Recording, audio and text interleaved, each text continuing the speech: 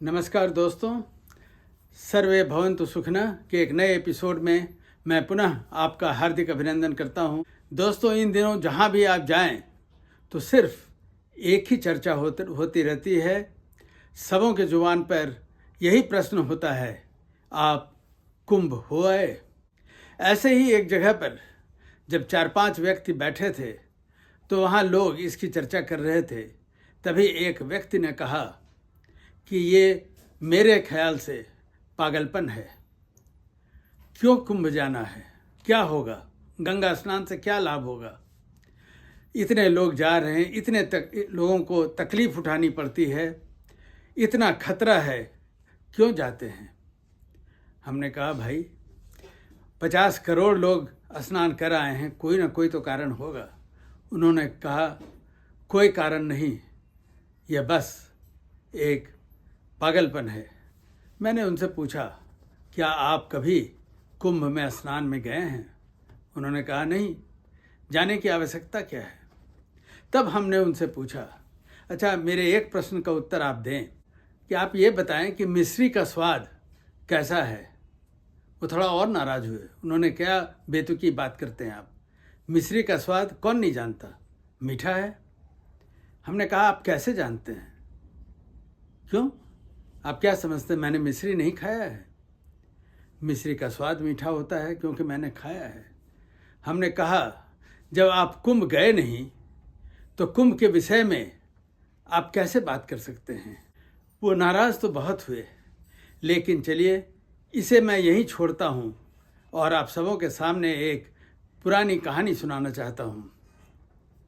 एक नगर का बहुत बड़ा सेठ जो बिल्कुल नास्तिक था, वह अपने बिजनेस में हमेशा लीन रहता, काफ़ी पैसे कमा रहा था, लेकिन रात भर उसे अक्सर नींद नहीं आती।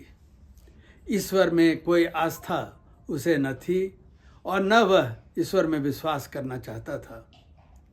एक रात वह बहुत ही व्याकुल हुआ और लगभग 3-4 बजे व्याकुलता में वह अपने घर से बाहर निकल गया।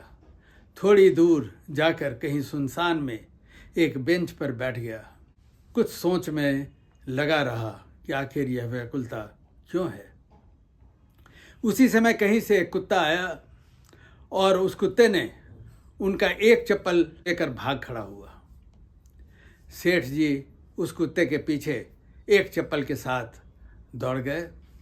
थोड़ी दूर जाने के बाद उन्होंने देखा कि कुत्ते ने एक झोपड़ी के बाहर उनका चप्पल छोड़ दिया है और वह कहीं गायब हो गया। झोपड़ी से किसी के रोने की आवाज़ आ रही थी। उन्होंने झांक कर देखा, एक महिला एक बच्ची के साथ बैठी है और रो रही है। उनसे रहा नहीं गया। उन्होंने कहा कि बहन बताओ क्या कारण है, इतनी रात में तुम रो रही हो? तब उस महिला ने कहा कि मेरी बच्ची की तबीयत बहुत ख़राब है, लेकिन मेरे पास इतने पैसे भी नहीं हैं कि मैं इसका इलाज करा सकूं। उसकी बातें सुनकर इन्हें लगा कि इसकी कुछ मदद करनी चाहिए। उस बच्ची को अस्पताल ले गए। अस्पताल वालों से उसने कहा कि इसके सारे खर्च मैं करूंगा, इसका इलाज करें। बच्ची कुछ दिनों के बाद ठीक हो गई, लेकिन जब उस सेठ जी ने ऐसा किया तो उन्हें क्या महसूस हुआ? उनकी व्याकुलता हर तरह से दूर हो गई। सारी बातें उनकी समझ में आ गई। जिंदगी में जो कमी थी वो कमी आज उन्होंने पाया कि पूरी हो चली है, क्योंकि ईश्वर ने उन्हें दिखाया कि कौन सा मार्ग आपकी शांति, आपके सुख के लिए उचित है।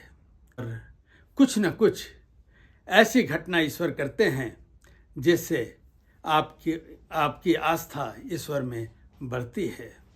ठीक उसी तरह हर किसी को कुंभ में जाना शायद नसीब में न हो, लेकिन जो जाते हैं वही जानते हैं कि इसका क्या लाभ है, क्या आनंद है।